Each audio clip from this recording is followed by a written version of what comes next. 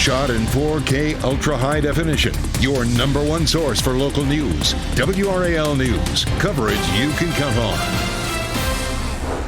It is 4:30. We're taking a look at Chapel Hill. Gorgeous start to the week. We're going to see lots of sunshine and mild temperatures, but enjoy it while you can because it's about to change.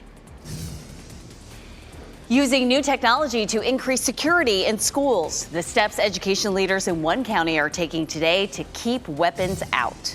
And new this morning, police in Atlanta are the targets of a violent protest.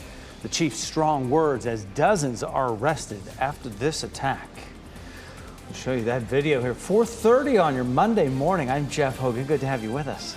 And I'm Renee Chu. Here we are at a Monday again, and it is a cold start. Had to wear the winter coat. Meteorologist Elizabeth Gardner in the WRAL Severe Weather Center. But this afternoon's going to still feel really nice. Yeah, it's going to be one of those true spring days where it's chilly in the morning and nice and warm in the afternoon. It's 42 degrees around the Triangle area. This is a live look at Zebulon right now. Our winds are calm, so that's definitely a good thing. It doesn't feel any colder than it is. But look at this, some 30s on the map, 34 in Roxborough, 38 Southern Pines, 42 in Fayetteville, 41 in Rocky Mount. We're going to need to get used to temperatures like this and even colder as we get through the next couple of weeks. Now, today is going to be gorgeous. We take a look at our hour-by-hour forecast. Our temperatures are in the 40s, but we quickly climb into the mid to upper 60s by lunchtime and then into the low 70s as we get into the afternoon. A couple degrees warmer than what we saw yesterday. Tomorrow looks the same as today, but we begin to see a huge pattern change midweek that's likely to stay with us for a couple of weeks, and it's going to feel a lot more like winter. I'll show you coming up.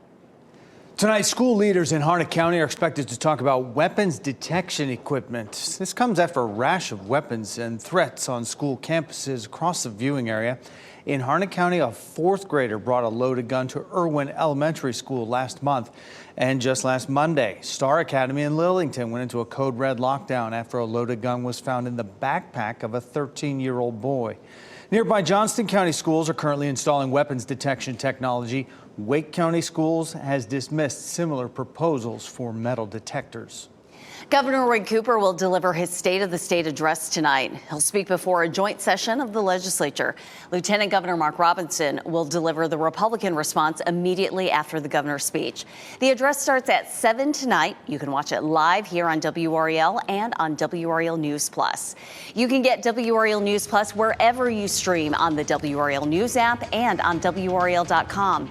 It's also available on Channel 34 and Spectrum Channel 1257. You can also listen to WRAL News Plus on the radio.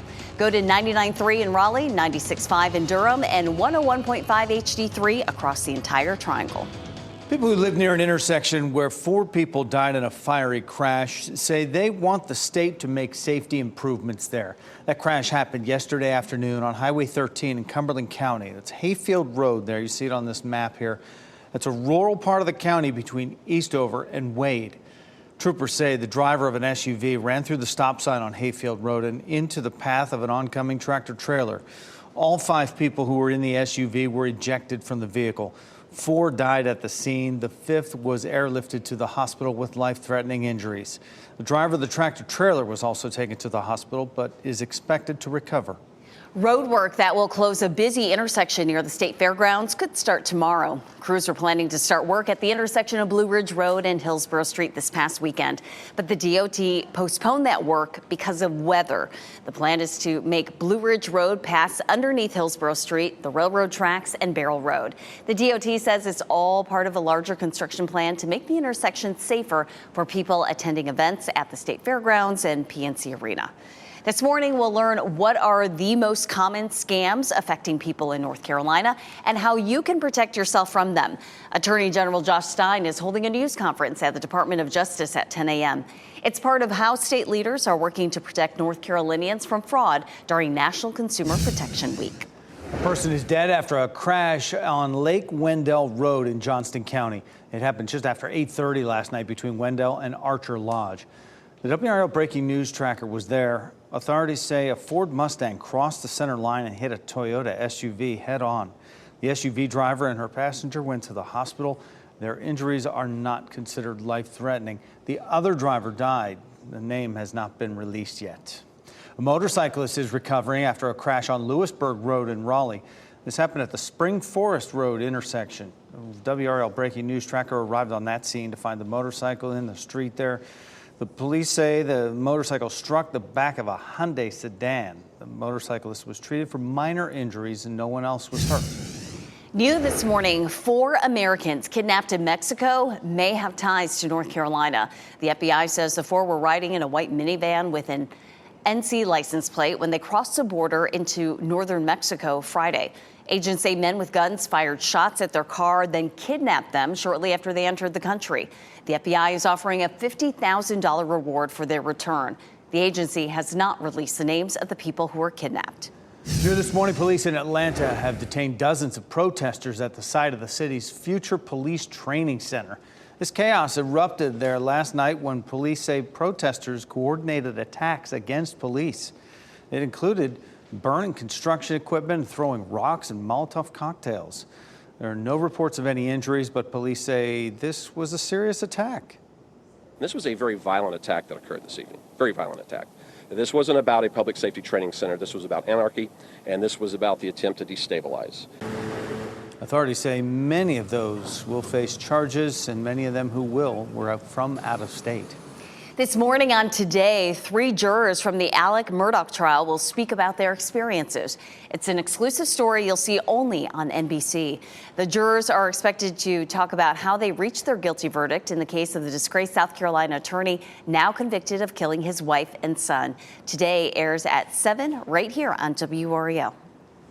Trapped by snow for nearly 2 weeks, the pleas for help from people in California after historic winter storms there. Plus, it's really something that we have never seen before. A huge fire in New York City blamed on an e-scooter. How fire crews say it started and their massive effort to put the fire out. And a live look right now, Clinton, on this very nice Monday morning. It's a little chilly to start, but it's going to be great later today. Meteorologist Elizabeth Gardner will join us after the break with a look at the hour-by-hour forecast where you live.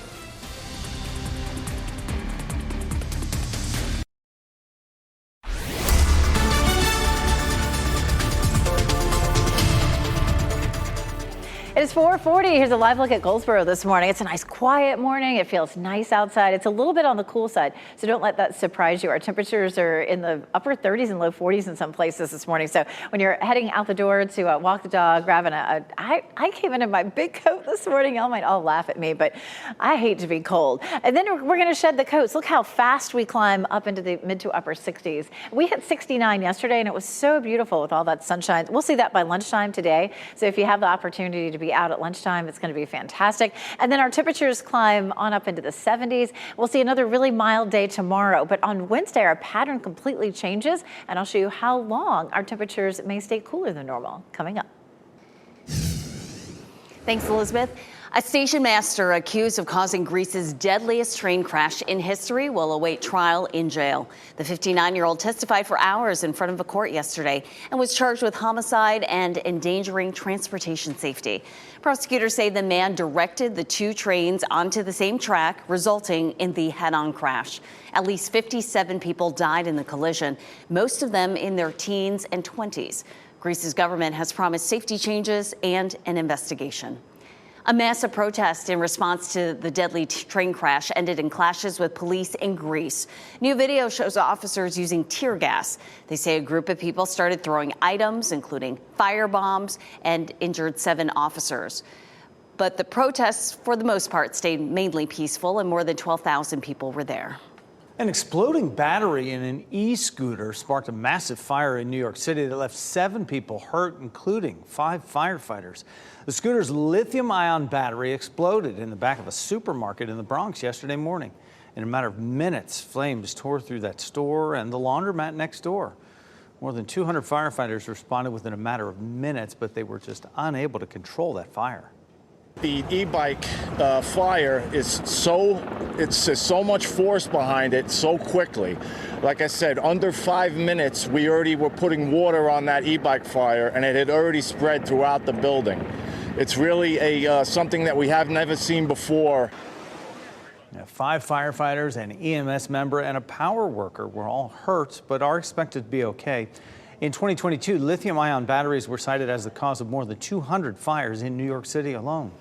Hundreds of school nutrition professionals are heading to Washington this week to urge lawmakers to support school meal programs. Federal statistics show food prices at primary and secondary schools in the U.S. jumped more than 300% in January compared to January 2022. A new report finds some companies that provide foods to public schools are now charging more than schools are budgeting. Some school systems say they are now offering more finger foods because they can't always afford to buy plastic utensils. President Biden is addressing the International Association of Firefighters in Washington today. It's something no president has done in over 20 years. The association is calling for a number of changes to protect the health and safety of firefighters across the country. One big concern is the chemicals in firefighter gear and attire called PFAS. Those chemicals are linked to liver and kidney cancer and many other illnesses. We need to address it in making sure that there's alternatives to PFAS, that the gear that we wear to protect ourselves in the public isn't signing our own death warrant. Last year, President Biden signed legislation that prohibits the Department of Defense from purchasing any turnout clothing that contains the PFAS once a commercially available option is on the market. However, advocates want to change right now, and tomorrow firefighters will hold a rally outside the U.S. Capitol to urge Congress to help remove PFAS from firefighter gear and provide resources needed to find safer alternatives. Senators from both parties plan to push a bill this week that would ban TikTok. The bill aims to block foreign-owned technology that could be a potential security threat to the country. TikTok is owned by Chinese company ByteDance, so it could fall under these conditions. Concern over the app is high after it was revealed TikTok was taking data from American users. The app is pushing back, saying barring it would be an act of censorship. All right, check out this video. San Bernardino Mountains in California. Some people who live there say they have been snowed in their homes for about 12 days now. Snow in the community is just piled several feet high. The roof of the community's only grocery store collapsed under the weight of the snow last week, and people say they are running low on supplies now. Snowed in. We're having to snowshoe out of our road here to get groceries, to get supplies, and to check on our neighbors. There's a lot of elderly and disabled people in the area that need help as well, and we're doing what we can to check on them. And they're talking about hiking to the grocery store. One person who lives in that community tracked a plea for help in the snow in 10-foot high letters saying, "Help us."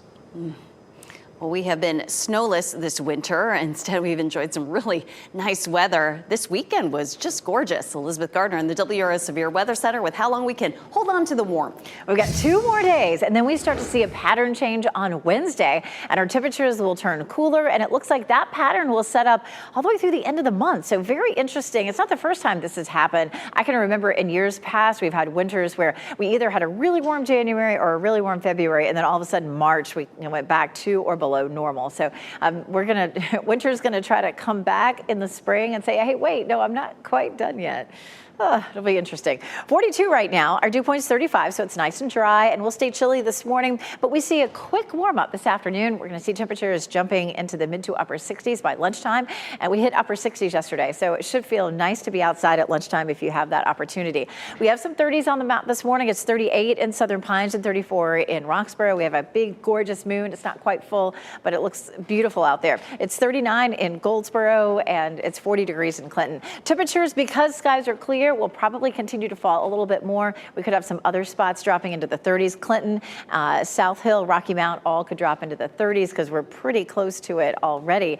And we do have some cold mornings in our forecast and some much cooler afternoons. But today looks gorgeous. 71 in Roxborough, 76 in Fayetteville, 72 Rocky Mount, 74 in Southern Pines. So just some beautiful weather in our forecast. This is a look at the map that shows us the difference between the temperatures and what's normal. So when you see the red colors here, that means temperatures are way above normal. The blue color contours are temperatures well below normal. So you can see the reds and yellows for the next couple of days, and then we see the light blues moving in. So we're not going to see temperatures well below normal, but it's going to feel so much colder because we've been so far above normal for at least the last couple of months. Here's a look at our cooler temperatures. So normal high is 60. So when we see our high on Wednesday of 59, that's actually not too far from normal. Same thing with 61. Then it's colder on Friday. Friday at 51. And Friday we may see some showers, so it may be a chilly, wet day on Friday, but definitely the next couple of days, today and tomorrow, will be absolutely beautiful. It's going to be a big dip in the jet stream that starts to bring us the colder air, and you can watch that really start to kick in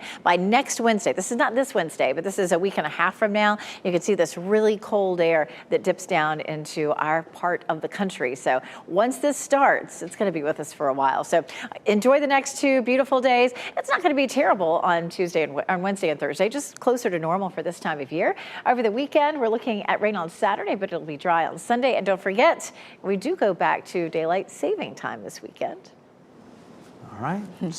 Spring forward, right? All That's right, I'm ready. Royal family may be getting closer to patching things up. There's an invitation that is being laid out to Harry and Meghan that could bring everyone together again. And in the next hour, a renewed push to reopen a Raleigh mosque. How the community is coming together to try to get the doors back open.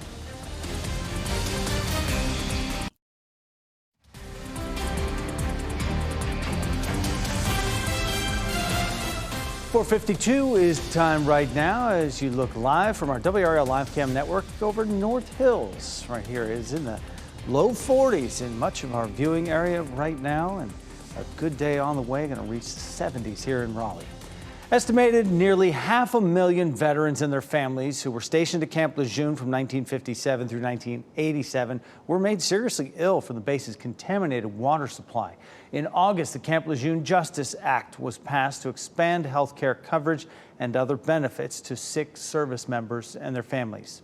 But as Brian Yennis shows us, they still have not gotten the help. Peter Romano of New Jersey remembers his time at Camp Lejeune in North Carolina as a Marine in 1984. It was either the hose or the water fountain. That's pretty much how you cooled off after the runs. Everybody needs water, but you guys especially on that base. Everything revolved around the water that was on that base. Romano believes it was the contaminated water that permeated the grounds of Camp Lejeune since the 1950s that caused his testicular cancer and hepatitis. The hurt that I feel inside with regards to what they did, it's really... You feel betrayed? Oh, 100%. I just don't understand. We're all Marines, so we're all serving the same flag. According to a 2014 CDC report, the source of the contamination was due to the waste disposal practices of an off-base dry cleaning firm. Romano has recently joined one of multiple class action lawsuits against Camp Lejeune. The Congressional Budget Office has estimated that payouts to claimants will amount to about $6.7 billion through 2031. San Diego-based attorney Andrew Van Arsdale is part of the legal team representing the plaintiffs. So you literally have hundreds of thousands of Marines and their families going through that base during this time, all exposed to this toxic water. Patricia Regent and her husband, who was a Marine corporal, moved to Camp Lejeune in 1970. Decades later, she developed bladder and kidney cancer. Her husband had bladder cancer as well, despite no family history on either side. Patricia got pregnant with the couple's daughter, Jody, while living on base, but moved before she was born. Jody recently developed metastatic carcinoma and has been told it is a terminal prognosis. You become overwhelmed with guilt over the fact that, why is this happening to my daughter? Let it happen to me, not happen to her. I don't want her to feel guilty. It's not their fault. That's where my dad was stationed and this is happening. Officials say they are starting the process of making initial contact with some of the people involved in about 20,000 of those claims. At this time, no claims have been fully settled. Some troubling news this morning about the popular keto diet. New research shows the low-carb, high-fat diet may put you more at risk for heart disease. Scientists found the diet produced higher levels of bad cholesterol and doubled the risk of developing heart disease. Researchers say while they found an association between the diet and heart disease, they did not determine what the cause is. King Charles III is apparently trying to bring his family back together. The Sunday Times reports Prince Harry and Meghan Markle have been invited to the King's coronation. It is unclear if they will accept that invitation. The Duke and Duchess of Sussex removed themselves from royal duties more than 3 years ago. King Charles' coronation is scheduled for May 6th at Westminster Abbey. If you have some old cookbooks lying around, you may have more than just some recipes. Collection experts say vintage cookbooks are very popular right now, and some could be worth a small fortune. Listings on eBay are bringing hundreds or even thousands of dollars. The value hinges on factors including unique recipes, artistic value, and celebrity status. If your dog has a face only its owner could love, it might be a prize winner. The world's ugliest dog contest is once again taking submissions. The competition says it is not about making fun of ugly dogs, but rather to celebrate the imperfections that make all dogs special and unique. It's been going on for nearly 50 years, and it emphasizes the importance of adoption. Applications can be submitted online through June 21st, and the winner will be crowned 2 days later in California. Social media threats and weapons being brought to school, just two reasons why school districts are looking at weapons detection system. We're live in Harnett County this morning with a look at what's being considered here today. A major road closure delayed over the weekend may get started soon. An update on when your drive near the state fairgrounds may be facing a detour. And we may be about to see another spike in gas prices. The change that's coming soon that could make the cost to fill your tank even higher.